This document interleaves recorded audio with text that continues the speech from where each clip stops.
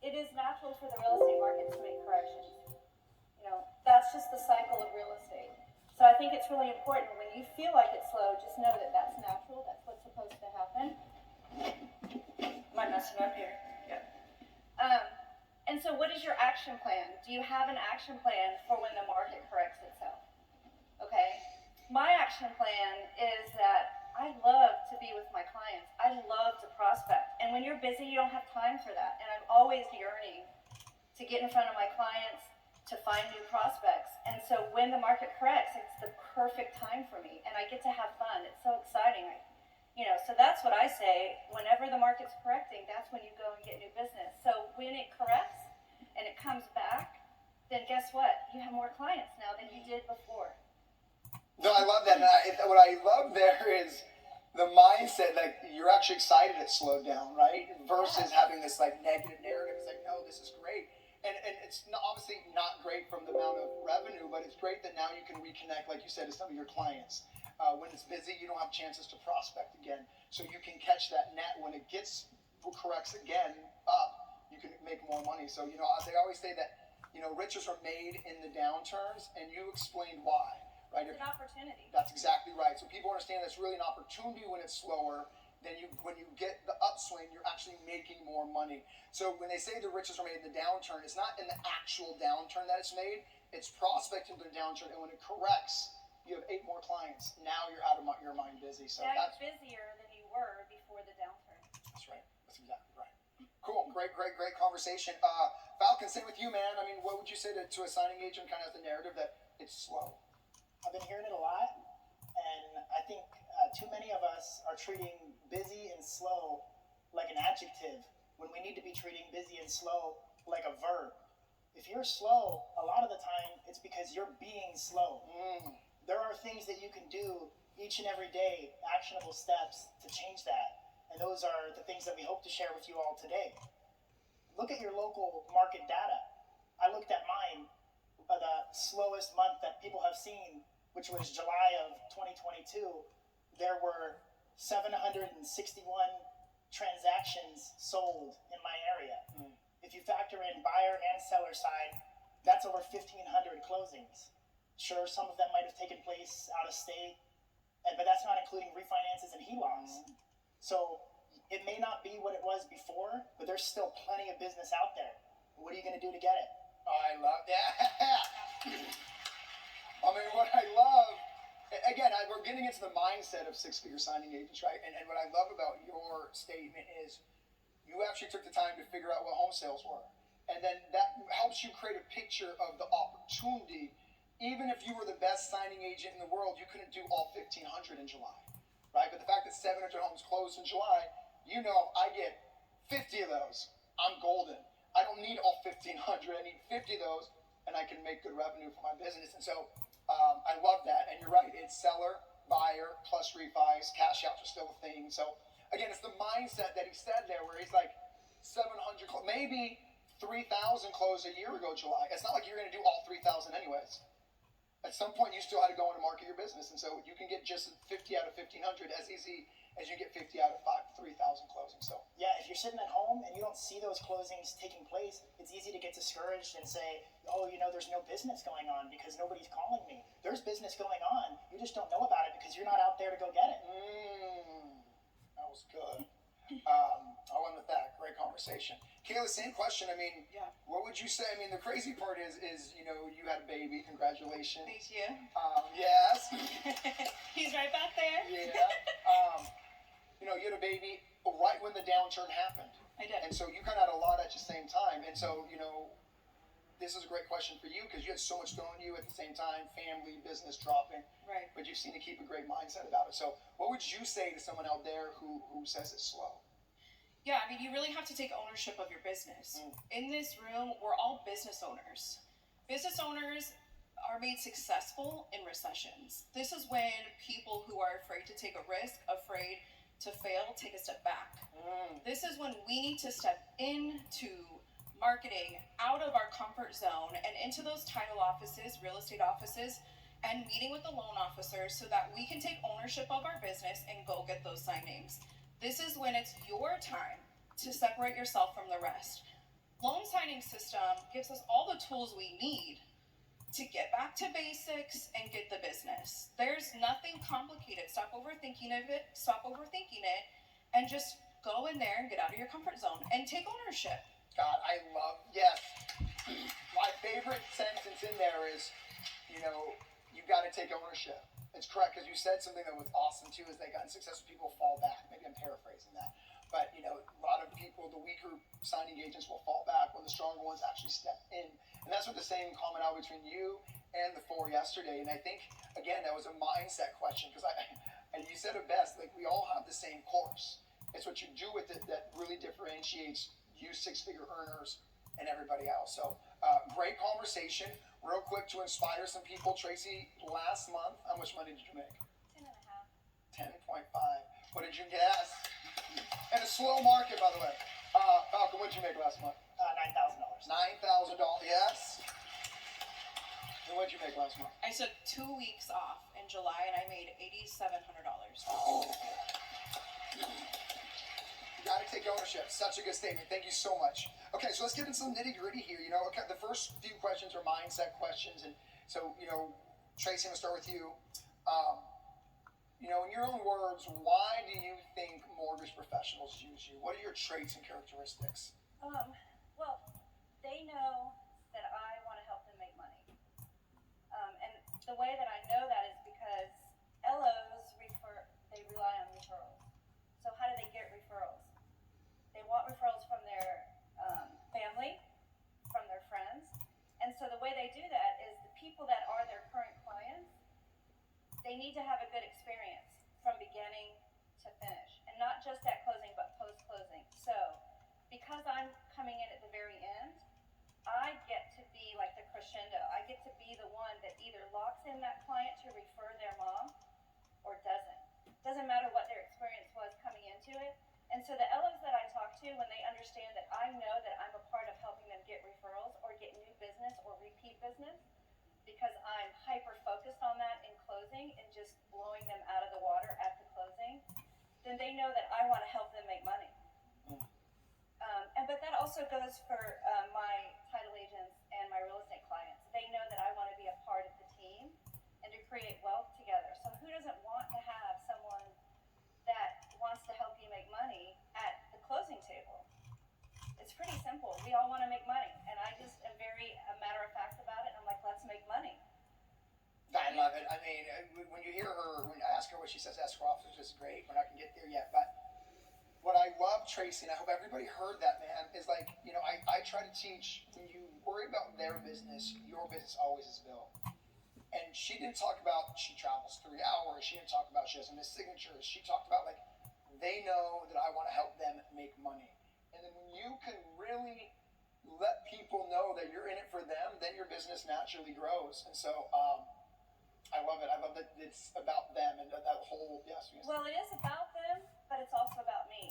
Yeah. And I don't beat around the bush about it. You know, I say, look, I want to make a lot of money. And I can do that by helping you make money because you're going to want to hire me. So let's just get together and do it. You help me, I help you, we scratch each other. We'll talk about your script in a moment. But I think the mindset's there, though. The mindset is what I want, which is That's it's my about you, mindset, right? It's yeah. about, I want to help you. And then obviously there's self-interest involved, but it starts with you benefiting, and then I know I benefit in return. Right. And I want people to really understand that mindset is by really worrying about them. And you're going to talk about how you portray that and communicate that, but great conversation. Falcon, let's go to you, man. You know, why, in your own words, why do you think a mortgage professional uses you? Well, I can tell you it's not because the way I stamp a document. They're, in my opinion, use me because when they need a notary, they don't think, let's call the notary, they think, let's call our buddy Falcon. My escrow officers and real estate agents and loan officers, I try to look at them as friends. And every time I see them, I'm always asking them how their day is going, listening to them vent about their problems, sympathizing with the challenges they're going through. And then to piggyback on Tracy's comment, you know, I always make it a point to make sure that I'm helping them grow their business. So if I'm sitting in front of my clients, I'm making sure that my client looks good. I care more about growing their business than I care about growing my own. I love it. And what I thought was really cool with that statement is, you said I'm friends with my escrow officers.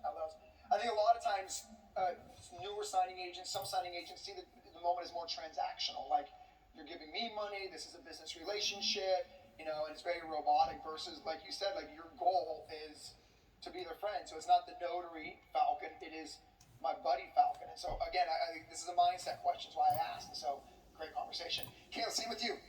Why do you think, in your own words, mortgage professionals use you? Yeah, I always try to see what value I can bring outside of just being a great notary, which obviously is job number one, but there's a ton of great notaries out there. So I'm looking at different ways that I can bring value, just like Falcon and Tracy talk about. I'm a partner, so I'm worried about making them money. I'm helping them with their social media. I'm posting on social media for them. I'm referring clients to them. So I'm looking at ways, how can I build their business, and in turn, it helps me build my own. Yeah, I mean, I love how you all three do the same thing, and it's really teaching them the mindset of a six-figure earner, right? And you are an amazing social media presence, but you actually leverage that to bring them value. Yeah. And so it's not just about self-gratification, about how many likes or comments I get. It's about creating a platform that can help them with their reach, their exposure. And so, I think sometimes people may see you or me and just think, oh, they're doing this social media for self-gratification purposes versus as a tool for their business. It builds my credibility in the space. And so I'm able to take that credibility and leverage it and teach them, because they want to reach as many people as they can on social media. So how can I use my gifts and skills that I have to help them? And everybody has different gifts and skills that they can use. It doesn't need to be social media. Take what you know and leverage it to help other people build their business. I'm looking at our notes, and one of my favorite comments you made is the staying plugged in. Kind of talk about that. So I like to stay plugged into the real estate community. There's tons of events going on, whether it's networking events, young professional events. I'm a part of the Scottsdale Area Association of Realtors. I know when a lender is having a grand opening, and I take my escrow team to a grand opening, and I'm a connector. So I want to connect people together, and so I stay plugged into all of those events on social media that are posted. Title reps will post on their title and escrow pages when they're having a lunch and learn, and I show up to those. I want my face to be everywhere. Yeah, what you said there, which I love, is you're a connector, right? And I think I talked about this a couple conferences ago, and you are very intentional. Yeah. Again, you use social media as a tool to find some of these events, and then when you have these events, you're like, when you become, I think Jose said yesterday, be the celebrity of your market. Yeah. And that's what you are. A celebrity kind of knows what's going on, the hip stuff. And so when you can be like, oh my gosh, you hear about this event? No, I didn't, man. Kayla knows everything. So it builds your credibility, puts you a little bit higher above, and really shows, to your point, that you're there to try to build their business. And so I hope everybody got a lot of nuggets from the three of them, because I thought all three of those were great answers. Yes.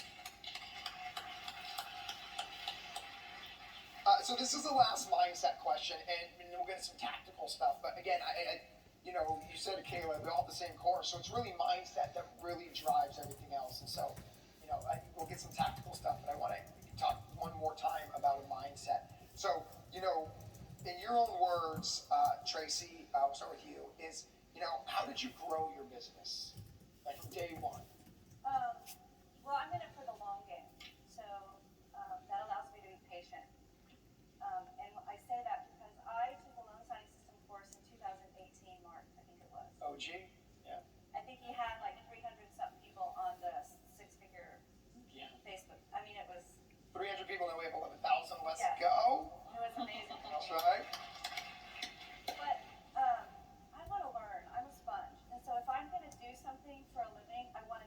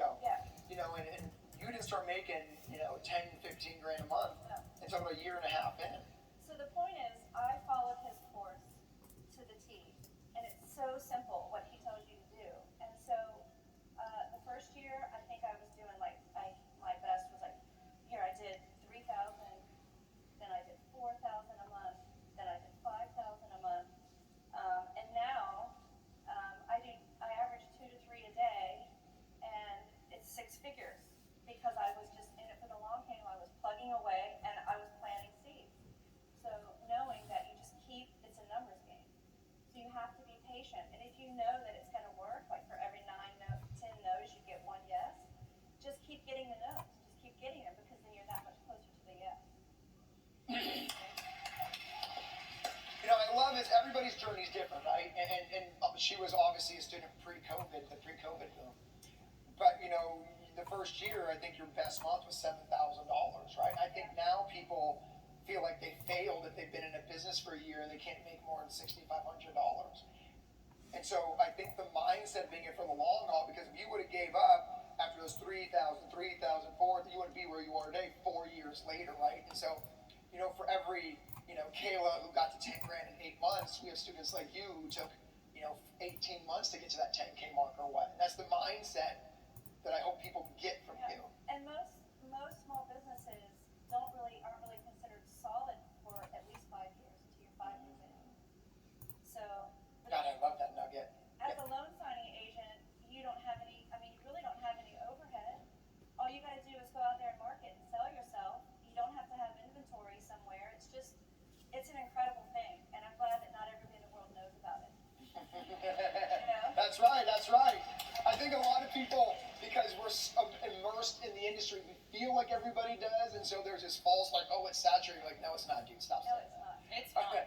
And so, you know, what I want to say is, so you come from she used to own a restaurant. And so the reason I say that is you really understand the mindset of a small business versus a solopreneur.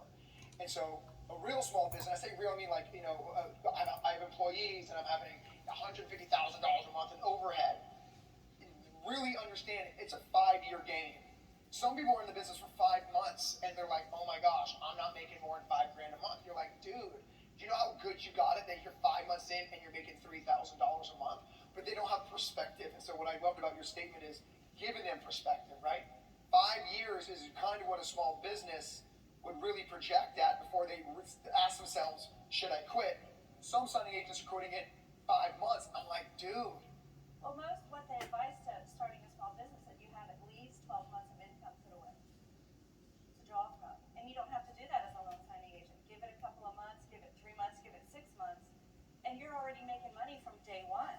You're not having to pay back a $200,000 SBA loan.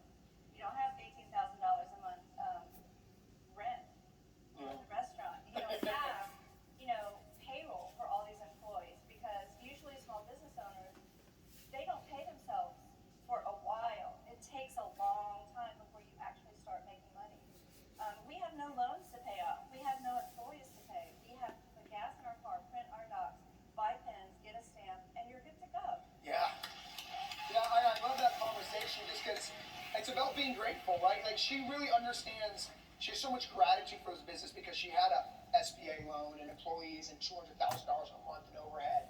And so it's really nice to give them perspective because I don't think sometimes, you know, we know how good we got it, right? All we're thinking about is how bad it is. The market's so, you're like, dude, stop, right? So I love your perspective. Great conversation. Can I say one more Yeah. thing? It's so important that you get out of the employee mind frame. That's right. You are an entrepreneur.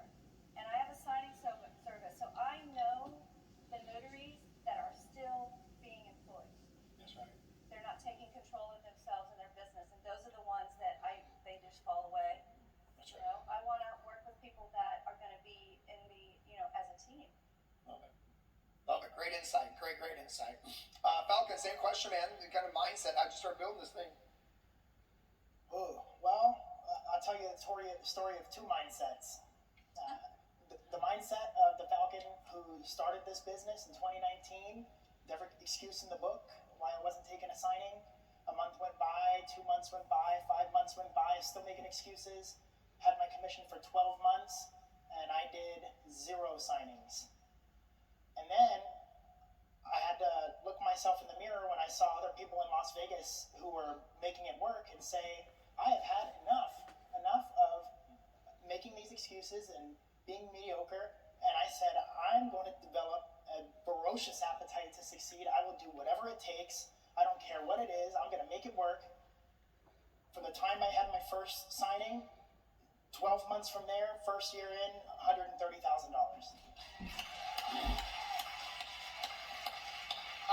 Thank you for being very transparent, right? I mean, I think a lot of people see, you know, panel members and just think they had it so easy and it comes so natural, and it's not true.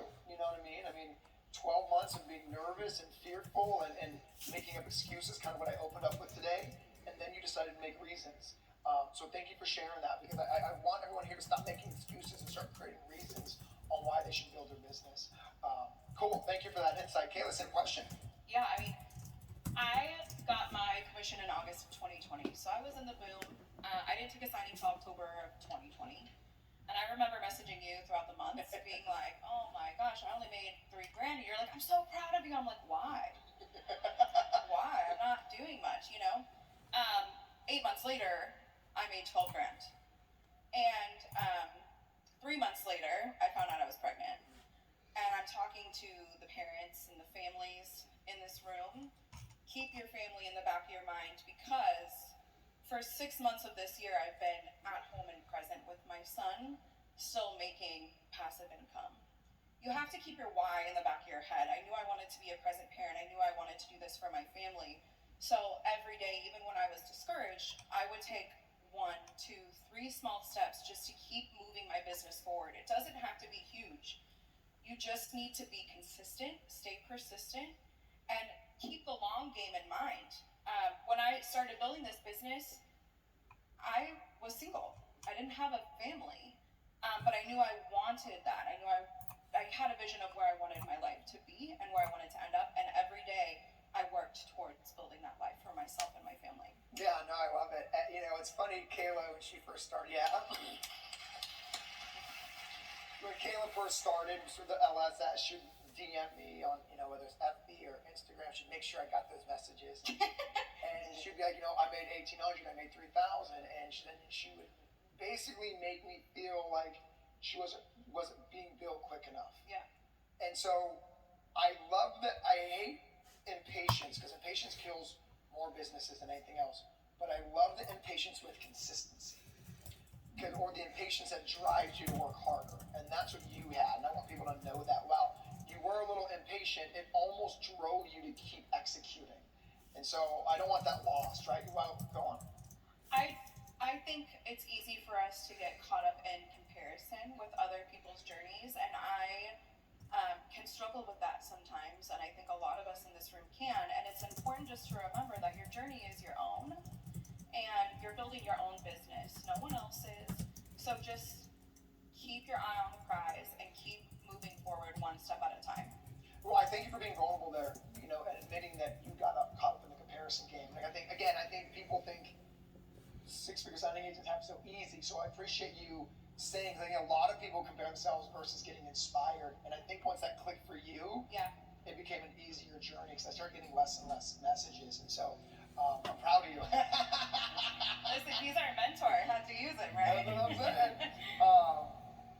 But thank you for being vulnerable. My point is, like, I appreciate it, because I think, again, you know, say with you, Falcon, and talking about like 12 months, I'm just like, dude, what was I doing? So, great conversation so far. Way to kick off the day, by the way.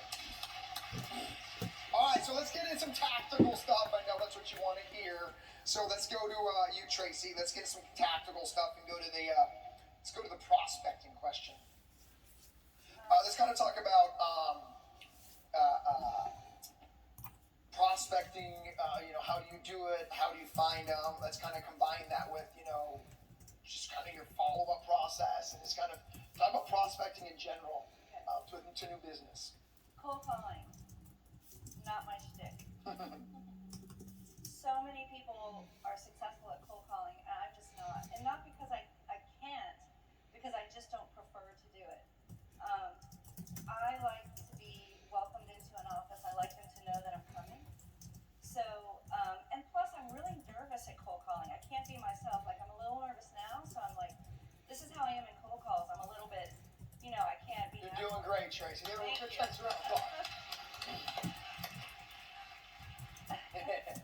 So, I am hyper focused on my personal network. Who do I know? Because I want to get introductions from people that I know that are in the industry, parents of my daughter. She's very athletic, so she's on a lot of sports teams. So if you have kids or you don't, what are those organizations that you go to? I'm very intentional about making sure that I am making genuine relationships and friendships with just in my daily life. Because I'm a single mom. That's why I was comparing myself to other agents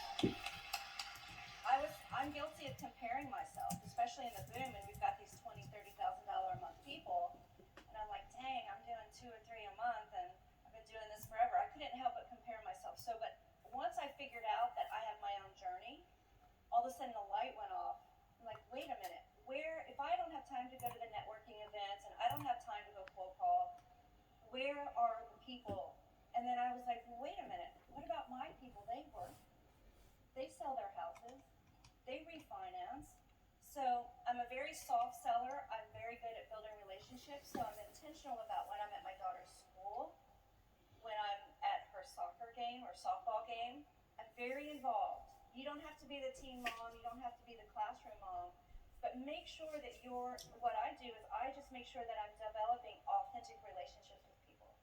And then it just naturally evolves into, well, what do you do? Oh, well, what do you do? Oh, I just sold my house and I used this realtor and she was great. I'm like, do you mind if I give her a call and let her know what I do? They'll be like, absolutely not, because we're friends and they trust me. So I'm not trying to sell anybody, but I'm intentional about making sure at some point in that relationship, they give me the goods. All right, and then I use their name and I say, hey, so and so said that that you're great, and I wanted to call you and let you know what I do. You know what I love about this, and I hope it's not overlooked, is, and she was talking to me about this on the interview, and I'm like, wow, that's so freaking smart. Is she doesn't like to walk in cold, and she says she likes network, so she's like, I go to every year her child has a soccer team, there's new parents, and she makes sure she goes to every single parent and introduces herself to do what she just did, right? And she makes sure that she, when she picks up her child at school, she's saying hi to the other parents. And so it's very easy for us to not realize how many leads are right in front of her face unless you're intentional. And that's what she keeps saying, is I want to make sure people aren't lost on that. Like, really, leads are everywhere, but are you choosing to see them? And so, she kind of mixes Lauren's skill set of getting a referral, like, hey, this person talks highly of you, but she's doing it through interactions she has every day. And I think it's genius, because I think a lot of you guys are like, I don't like to walk in cold. Well, cool, don't. But, if you have a child and they're playing sports, then you should know everything because it's funny, she told me this, Soul's starting to play soccer. And sometimes I'm just kind of in a little silo, like really focusing on Soul and watching him play. And you're totally right, there's like 8 other parents who can introduce me to realtors or title officers or lenders that I'm not even taking advantage of. And so, ever since our talk, I'm like, and now I make sure intentionally again. I'm always just kind of like, Mark and what's up, but I'm not really intentional, right? Because I'm there to be present with Soul. But now I'm like, wow, there's just really so much more business all around us when you see it. And I love how, you don't like going cold to title offices, but that doesn't mean... I do cold call, but I don't like it. Right. But the other thing is that the way that I go about it, it really also enriches my own personal life. That's right. Because now I've got these solid relationships with people and this network of friends. And oh, by the way, they help me make money. Yeah, no, I love it. I mean, I think too, as we get older, we there's a saying, it's tough to make new old friends. And so I think as we get older, we, like you said, you almost forget, like, I could make new friends all the time, you know what I mean? And so being intentional again is so good, because, I'll end with our conversation with Trace with this, it's like there's leads everywhere. Yeah. Like, literally everybody knows realtor. You just got to get to know them to get to know the realtor. Everybody, even if it's not at at soccer games, it could be the barista at Starbucks. And I get referrals without even asking for it. I'll have a friend, and they'll have a friend. Oh, let me give you Tracy's name. She's a notary. I don't know exactly what she does, but here, And so what I said, how many times I said I'll end with this? I'm so sorry. But every time I say something good is, what you do also is you don't lose sight of the longer plan. I want to create an authentic relationship, but I will ask you for a referral at some point. And so it's really like there are leads everywhere that we just don't take advantage of, especially us as parents, but even single people. Like you said, it could be a barista. It could be the UPS guy at the FedEx that we're dropping off FedEx to, because they know a realtor, of course. And it's not being afraid to ask for that referral. So I thought that was great. Falcon, same question, man. Prospecting, kind of talk about your style and what you do. I'm fanatical about prospecting. Just like Tracy, I do not like marketing cold. I think it's terrifying. I get nervous. I can't be myself. So I prefer to get warm introductions whenever possible. I build a lot of my book of contacts through people who I meet in signings. So a lot of people I've heard complain, when real estate agents or loan officers come to the signing, oh, the real estate agent's trying to take over and do my job. I say, good, let them do it. Yeah. Every time you are in a signing and people come, that I treat it like a networking event. Every signing that there's mortgage professionals at is a networking event for me, and I will make it all about them. If the realtor shows up, it is the realtor show. They walk in, oh my God, thank you so much for coming. can you believe that they're here? Most real estate agents don't come to signings. You must have a really good real estate agent. That way, right away, we're on the same team, you know? Yes. And then we get into the signing, they try to point something out. I go, that is a great insight. You are such a knowledgeable agent. And then, when the signing is over with, I've got a warm connection. Let's exchange cards. Let's work together in the future. Who do you usually use for escrow? I know we met at this company, but did you choose escrow for this file, or is there somebody else you usually work with? They might just briefly mention a name. Oh, I use Jessica over at XYZ Title. I'm jotting it down right away. Jessica XYZ Title. And then I will use that in the future. So when I go to XYZ Title, I have a warm introduction. I say, Jessica at XYZ Title, I met so-and-so in a signing the other day. We had a great time, and they mentioned how much they enjoy working with you, and now I have a warm in. Yeah, woo, that's right. I love it. Every signing is a networking event. I think it's great. Now, what I love is the insight from all of you is, everything's a networking opportunity for Tracy. Lauren talked about everything was a networking event for her. And so, again, this is the insight of people who make a lot of money in the same industry you are. We got to start implementing these tactics. But yeah, that was really, really good. In our notes here, you talked about LinkedIn. Kind of talk about that path that you took. Don't think that was. Oh, just joking. Totally joking. I got it for one. Give him up. But that was great fire, Caleb. Cut scene. Let's edit that out of the video. Caleb, same question. Yeah, so I want to meet everyone I can. I use every opportunity to get a signing. There's really nothing I don't do. So I have Googled, I've gone in cold to title and escrow, but really what I love doing is getting warm referrals. So I used, my first direct client came from my own personal real estate agent. He had helped me sell my home, and he knew I was getting into mobile notary work because the home he sold me, a mobile notary came to my house, and that's how I got into this. So when I was ready to go direct, I asked him first, well, you just made 3% selling my house. It's time to Kick back a little help bit, me out, referral. So he connected me with his escrow officer, and that was my first direct client. Now I went to that escrow officer after doing a few signings, doing a good job. Who else can you introduce me to? Who else can you connect me with through an email? I search on social media. I search on TikTok and Instagram, #Phoenix Real Estate. I just met the Friday before we came here. I met with a real estate agent I found on TikTok, and she had no idea she could have a choice in notaries. So Let me stop you real quick, because that's beautiful. Teach them kind of your intro. So you find someone on Instagram, TikTok. What's kind of your game plan? yeah, so the way I do it is I engage with their content a ton prior to messaging them. When they show maybe they're having a listing, I'll share that. I comment on all of their things, and then eventually they're going to take notice that, oh, this girl Kayla, they need engagement on their social media. They need it. A lot of them are starting up their platforms, and they don't have a huge following, so any kind of engagement helps their algorithm. So engaging with them first, and then I typically go in and say, Haley, I love your content. I saw that you have an open house this weekend. I'm wondering if I could come and, I can share it on my social media as well. Or I took her out to coffee because we actually had a connection. We were both in the TV industry prior to. So let's stop you real real quick. estate. So I hope everybody heard that game plan, right? It's you find someone via hashtag, you follow them, you start interacting, whatever posts, even if it's not real estate, if it's like they're at the beach, right? Yeah. Beach. And then after, X amount of times interacting, then you kind of move into the DMs and then kind of make that connection. So everybody It's heard like that game plan there. It's like dating. Great. Thank you. I don't know if it's appropriate now, but I'm gonna start with you again on this next question, because I love, you do a lot of cold prospecting. Yeah. And so you learn the hard way. I want to go into kind of what do you say when you're in front of whoever's going your spiel.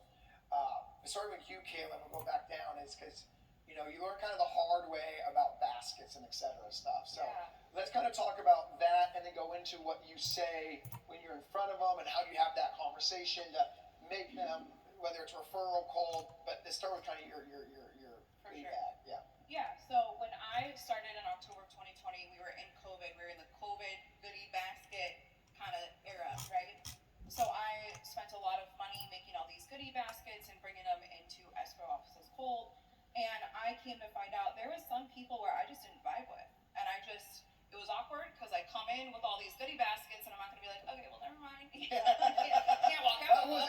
I'll take that back.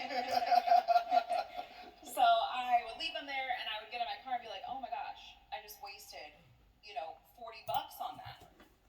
So actually now what I do is I bring in a flyer and a business card that I make on Canva. There's templates you can get. I mean, it's literally so easy to use Canva. I bring in a flyer that's on nice paper, 8.5 by 11, has a rundown of myself and what differentiates me from any other notary signing agent, and I leave that with the signing agent, or excuse me, with the escrow officer, lender, realtor, whoever. Then this gives me an opportunity to follow up with them, and if I liked them and they liked me, I got a good vibe from them, then I go in and I bring goodies. Yes, I like that move. So you're basically prospecting them Yeah. versus you prospecting. So I want everybody to hear that, right? Again, there's no wrong or right way. It's your way, which I think is dope because, especially if you're a new signing agent, you don't have a huge budget. For sure. But even if you do have a huge budget, you still don't want to waste money. And so what you're doing, and I want everyone to hear this, is you're first saying, like, do we have any synergy? Because you learned everyone's not your cup of tea or vice versa. Right. And because I think there is, especially for newer signing agents, this feeling that everyone should love me. And when they don't, I'm doing something wrong. But you realize that we just got to go in before I spend any money on you. Let's just see the energy's there. Yeah. Then it is, I'll come back. We'll talk about the follow-up in a moment. But I want to make sure people hear that you don't always do the goodie bag trick. No. You just try to get the vibe, energy. Do we click? Then if we click, we'll talk about the follow-up later. But I thought that was really smart. Yeah, because I don't want to work with everybody. Right. I don't. There's people that I just do not enjoy. Right. And then on the flip side, not everyone's going to want to work with you, and that's 100%. okay. You know what I Yeah. mean? And I think that's what they need to hear. I mean, you can walk in and you're going to know right away if they're open Right. to using you or not with enough follow-up. And so if you think that they are, then we'll talk about the follow-up later, but then you can, Yeah. start building that relationship. But get the energy first and don't spend all of your money at first, get a nice flyer, get your face out in front of them, Yeah. and then go from there. I think that's great advice, by the way. So let's kind of morph it into what do you say when you're actually at the moment? Yeah. Referral doesn't matter. Like, tell them your pitch, your script, whatever. So what do you say to get someone to use you, move the conversation down? Yeah, so each situation is a little bit different. Okay. I think that lenders and real estate agents, you have a different conversation with them than you do escrow. I'll say it. I think that they have big egos. So they want things all about them. They want to control the entire transaction. So my question to them is typically, do you know who's sitting at the closing table with your clients when you close a transaction? And typically they say, a notary that title picks. And I pose the question, well, wouldn't you want someone you know at the closing table advocating for you, getting referrals for you, taking photos for you? And I basically tell them everything I offer. So then at the end, how can they say no? I mean, no other notary is doing what I'm doing, that they're, the notaries that title picks. So let's say that one more time. So you're talking to a realtor, just so they can hear, because that was fire. You open up with a question. Open up the question, do you know who's sitting at the closing table with your clients when you close a transaction? No, and then they go, title picks it, and then you roll into all the value that you add, and she just listed that Absolutely. off. So it's as easy as a conversation starter with the question, and then you just got to do a hard close with, I do social media posts, I do reviews, I do X, Y, Z. Yeah. Great. Okay, so let's keep going down. What do you say when you're in front of a lender or escrow officer? Yeah, so in front of an escrow officer, typically, if they're saying like, well, we use a signing service. So I will say something like, well, I'm a local notary. I am mobile, I'll go anywhere. But I think the thing that you need to understand about me is that I understand I'm a reflection of you. That when I'm sitting at the closing table, I represent you. I come professionally, and you can call me at any time. I want to build a relationship with you so that we can serve as a partnership your clients the best way possible. Love it, love it. I mean, again, I think sometimes signing agents kind of overthink what to say, and it's pretty basic. It's just going out and say as many times as you can. I think too, asking them questions. What do you like about your current notary? They close with other notaries, clearly. And so what do you like about your current notary? What do you think that things, what are ways that they could improve? Listen for those points and then give them solutions to those pain points that they express. I love that. I love how you enter. I think a lot of people enter the conversation different, well, on the opposite, which is what don't what you like about the notary. I love that you roll in what you like about the notary, because I feel like it makes it less aggressive, or Yeah. less, it puts them on the less of a defense. And so I love how you start with, what do you love about your notary? Because I think, again, to your point, it's like, you have a notary, bro. Like, it's okay. Yeah. Let's talk about it, right? And I think a lot of signing agents are like, well, Mark, they're using someone. I'm like, yeah. Obviously, they Yeah. call us every day. But I love how you enter the conversation with what are you great. You're bringing them up. That's the loan signing system way, right? Not to talk down about somebody else. It's more just trying to Right. info grab. I think it's important to understand the industry. Escrow, they need real estate agents and lenders to work with them. So they're going to do anything they can in their power to make those clients happy. So my favorite way to get clients is through real estate agents and loan officers, because then they're going to go to escrow and say, listen, my girl Kayla, she's amazing, and if you don't use her, I'm going to go to XYZ title instead. Okay, no, we'll approve her. You know what I'm saying? So understand how the industry works, and you're going to know how to kind of backdoor that escrow officer. Yeah, and what she said there, which I thought was great, was you were leveraging the power of the realtor, and I think a lot of signing agents don't take advantage of that. Like, Yeah. tell them, if you don't use me, we'll roll. And obviously, you only can get to that point when you have a good relationship. Right. When you get to that point, I think a lot of signing agents are scared, nervous, whatever word to leverage. So, great conversation. Thank you so much. Falcon, to you, man, what do you say when you're in front of someone to get to use you? Realtor, escrow company, lender, you choose, teach them. Sure. Like Kayla said, I think the conversation does vary slightly depending on who you're talking to. I'll use escrow officer in my example because that's where the bulk of my business comes from. And I'm really not comfortable going up to somebody and speaking my own praises and tooting my own horn. So I find it easier to ask a lot of questions and listen twice as much as I talk when I'm meeting a new client.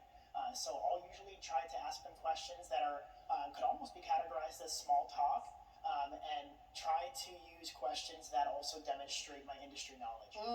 So when I'm, talking to them, I might say something along the lines of, hello, my name's Falcon. I'm just popping in. It's so great to meet you. I'll mention something about the market. Oh, the market's so busy. Like, it's crazy. I know how much you guys do here at escrow. Like, you must be so overwhelmed with everything. These real estate agents and loan officers are crazy out here. I know they're always on top of you guys. Barking at your back, telling you to do this and that. And talk about holidays and weekends, plans and whatnot. And then the more you go in there, you just develop a closer relationship. And towards the end of that conversation, I'll usually just, small pitch of like, here's my business card. I look forward to working with you in the future, and get out of there. I don't want to take too much of their time. And I found that for me, just a simple conversation usually develops enough of a connection to make it work. Well, I think the ninja move in there, which was great, was I asked questions that demonstrate my education of the industry, which builds your credibility without using a pitch. I think a lot of people go in and they try to force how smart they are right down their throat versus asking questions. In this current market, man, the market's normalizing. And I was with Dana Shore. I think I saw Dana in here somewhere. It was like, she was talking to me last night in her circle. About what she says is, every file matters so much now because the market is normalizing. And so it's kind of saying things that trigger your credibility without just kind of saying it. So I love where you said there, I ask questions that build my credibility up. Yeah, lately I've been, noticing a shift in the market from a seller's market to a buyer's market. And one of the things that's changed dramatically is a few months ago, you never saw seller concessions because sellers can, sell the property for whatever they wanted to, and now almost every file I have has they're giving the buyer a credit, $2,000, $3,000, $5,000. So that's something I say when I'm talking to escrow officers is like, well, have you been seeing this shift in the market? I've been seeing a lot of seller credits. Have you been noticing that? And they're like, oh, he must do a lot of business if he's noticing that. We had this whole, anybody from Vegas knows the property tax caps, fiasco that's been happening last year. So I always mention that, and just little tidbits that show that I know what I'm doing. Fire. I hope everybody heard that, man. I thought, yeah. Because you can say things, like, oh man, so many seller concessions for whatever market. I thought that was great information. Trace, what do you say when you're in front of somebody that you're trying to get business from? So back to money again. It's I pretty love this. simple for me. I mean, it's pretty simple why I'm doing it, because I want to make money and I want to spend more time with my kid. And money equals time for me. So I just say, in so many words, I'd love the opportunity to represent you and help you make money. That's all I say. And they are always just either they have like these, doe in the headlight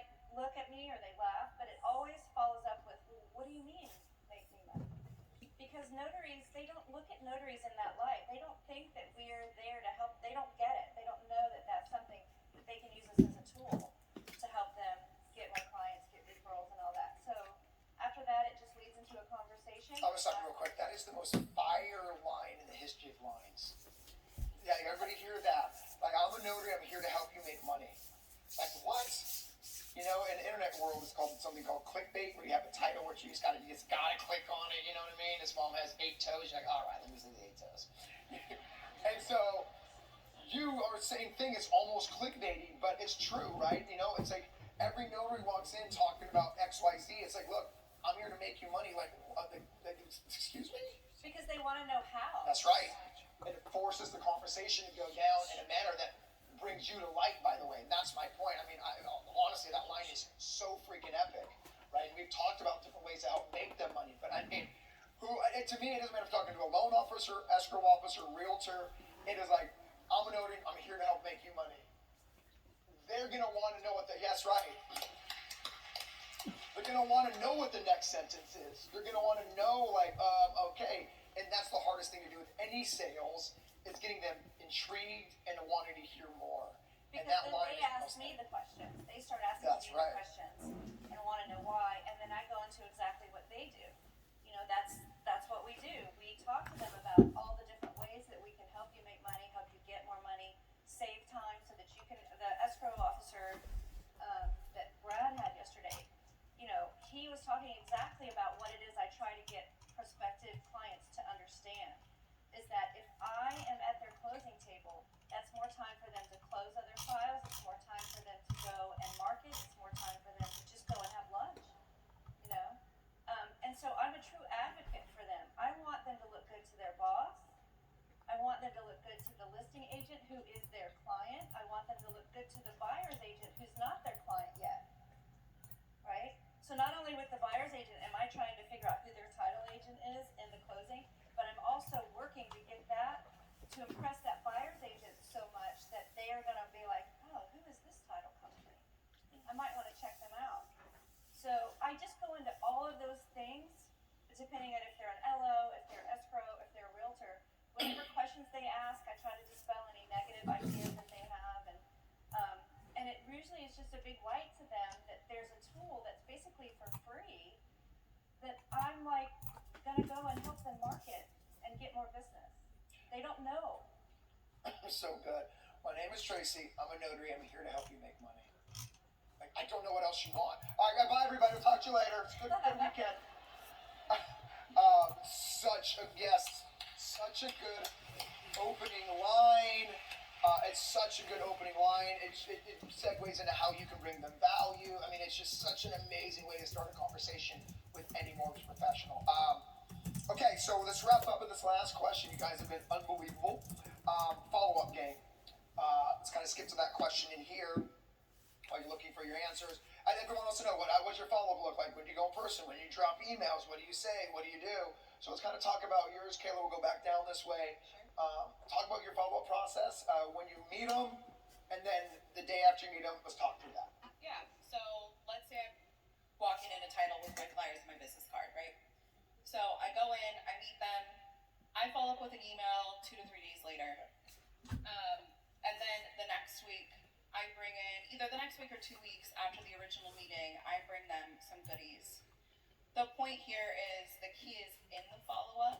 You have to be persistent and consistent. So I go in, my cadence is about every 2 to 3 weeks. Every 2 to 3 weeks, are you going back in person? Got my question. Okay, cool. Yeah, I go in person. I hope everybody heard that, right? Everyone's different, but Kayla's way is obviously successful. Works for her is, it's an in-person every 2 to 3 weeks. I think some signing agents, do the email follow-up versus the 2 to 3 weeks. I would personally call that a little aggressive. It works, which is great for you. And so, but I want everybody to hear your follow-up style, and so it's awesome. Why do you think it's so effective? Because I'm staying top of mind, Yeah. and because they're like, oh my god, and I've literally heard an escrow officer when I was in her office, there was another signing agent coming in all the time, and eventually she gave her a chance as third in line, into the rotation, but her foot got in the door, Well, and I'm it was gonna stop you right there. I'm because gonna stop right there because it's so. I think a lot of signs is so good is, you know, you were seeing another signing agent market tour, Yeah. and that didn't deter you.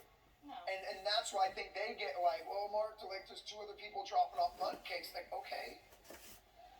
Like, keep going, you know what I mean? I think that mindset was, I'm sorry for interrupting you, but you said that so nonchalantly because it is nonchalant to you. Right. Like, it's not a big deal. And it's such a big deal with some signing agents. Like, dude, just keep pushing because to your point, you pushed enough to where you got your foot into the door. You're just focusing on your journey. Yeah. Like, let them come in. You know what I mean? So, anyways, I'm sorry. You said something I had to kind of dive Yeah, into. yeah. So after I would say like 2.5, 3 months of me kind of popping in, and I don't take much of their time. It's just, hey, my face is in front of you. Typically I move to then just holidays. So it gives me an opportunity That's to go good. in. I'm sorry. I got you so much fire. So, you probably will go in person 2 to 3 weeks for the first couple months. Yeah. And then after a couple months, you go to just holidays. Just holidays. Perfect. Right. Just as a like, hey, Yeah. remember me? I was, I've been in here a lot of time. How long what's the longest amount of time you've had to pop in before they give you a signing? Oh gosh, probably 8 months. Everybody heard that, right? I mean, it's like, yes. You know, I think there's an idea that like, oh, if you don't, use me after 2 months, I'm going to fall off. But it's just being persistent and consistent. And let me tell you, the reason why I got that escrow officer after so long is because her signing agent, her mom died. And she was no longer able to do signings for quite some time. And so she was scrambling, and I was right there. Came back in every day. I love it. 8 months. Cool, thank you. Falcon, let's go with you, man. Your follow-up process, what it looks like, you walk in, you talk to somebody, next day, take them through that. Yeah, walk in, talk to somebody. Immediately, they're getting put in my CRM. I use a pretty simple one called Clients. It's an app, and then I send an email usually the next morning, and then I will send another email about 2 weeks to a month later. And personally, my own style is that I don't like to keep going back in person. It makes me feel uncomfortable unless I had a really good connection with them.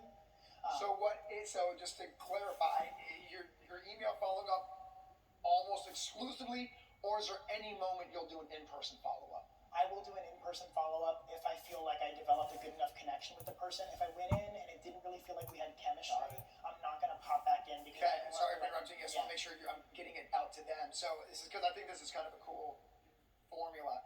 So for someone almost like Kayla's, where you feel the synergy, then you'll go into maybe a once a month. But if you're not feeling the synergy, they don't fall off your follow-up. They just kind of get solely email followed up. And then they get holidays for sure. Got it. And a holiday walk-in. Definitely. Got it. Okay, that's great tactic. And then as far as following up with existing clients who I have not heard from in a while, I think that's really important.